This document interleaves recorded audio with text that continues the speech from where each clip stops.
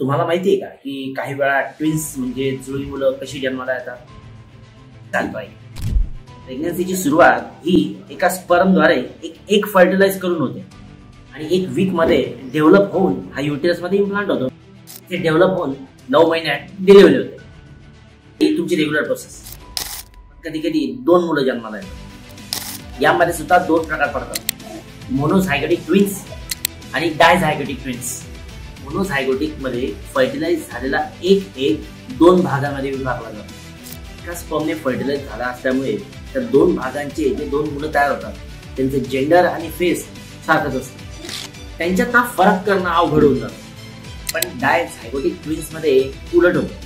यामध्ये काही कारणामुळे 2 एग्स अलग रिलीज होतात आणि हे दोघं एग 2 अलग स्पर्मने फर्टिलाइज होतात. इथे सुद्धा 2 मुलांचा जन्म होतो, पण 2 वेगवेगळ्या स्पर्मने फर्टिलाइज झाल्या असल्यामुळे त्यांचे जेंडर आणि फेस वेगवेगळे असू शकतात.